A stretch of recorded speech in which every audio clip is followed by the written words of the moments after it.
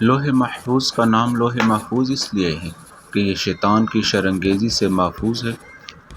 حضرت ابن عباس رضی اللہ تعالیٰ عنہما نے فرمایا، اللہ تعالیٰ نے لوح محفوظ سفید موتی سے بنایا ہے اور وہ ساتوں آسمانوں کے اوپر محلق ہے۔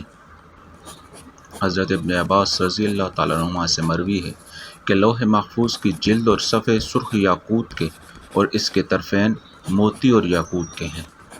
حضرت ابن عباس رضی اللہ تعالیٰ عنہما فرماتے ہیں، لوح محفوظ کی لمبائی زمین و آسمان کے مابین فاصلے کے برابر ہے اور وہ اس کی چوڑائی مشرق سے مغرب تک کے فاصلے کے برابر ہے۔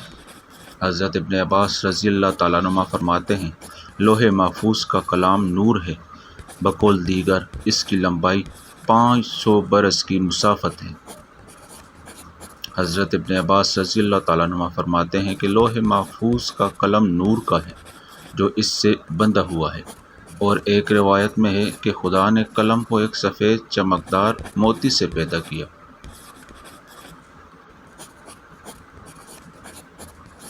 حضرت ابن عباس رضی اللہ تعالیٰ عنہ روایت کرتے ہیں کہ لوح محفوظ کے بیچ یہ الفاظ لکھے ہوئے ہیں، لا الہ الا اللہ وحدہ دینہ الاسلام محمد عبدہ ورسولہ من آمن باللہ عز وجل وصدق بوعدہ واتبع رسولہ دخل الجنہ۔ لوح محفوظ میں لکھا ہوا قرآن کا ہر حرف کوہ کاف کے برابر ہے اور ہر حرف کے نیچے اس کے معنی ہیں۔ یہ قلم نورانی 100 سال کی طولانی رکھتا ہے، ایک روایت میں 500 سال ہے۔ اللہ تبارک و تعالیٰ نے جس قلم کو پیدا فرمایا تو اسے حکم فرمایا کہ لکھ۔ قلم نے عرض کی، کیا لکھوں؟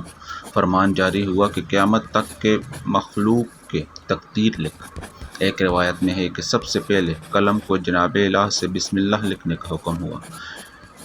نقل کیا گیا ہے کہ اقلام 12 ہیں اور مرتبے میں جدا ہیں۔ سب سے اعلیٰ و اول قلم قدرت ہے، یہ وہ قلم ہے جس کی حق تبارک و تعالیٰ نے قسم فرمائی ہے۔ دوسرا قلم وحی ہے۔ تیسرا قلم توقیع ہے جو اللہ و رسول کی طرف سے نشان ہے۔ چوتھا قلم طب ابدان ہے جس سے بدنوں کی صحت کی حفاظت کی جاتی ہے۔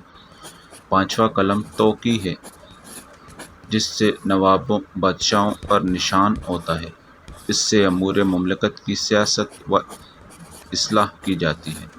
چھٹا قلم حساب ہے، اسے قلم الرزاق بھی کہتے ہیں۔ ساتواں قلم حکم ہے، اس سے حکم نافذ کیے جاتے ہیں۔ آٹھواں قلم شہادت ہے جس سے حقوق کی حفاظت کی جاتی ہے۔ نوواں قلم تعبیر ہے، یہ وہی خواب میں سے ہے، اسے اور اس کی تعبیر تفسیر کو لکھنے والا ہے۔ 10واں قلم تاریخ و دقائق عالم ہے۔ 11واں قلم نعت ہے اور اس کی تفصیلات کا لکھنے والا ہے۔ 12واں قلم جامع ہے، یہ وہ اقلام ہیں جن سے مصالح عالم کا انتظام ہے۔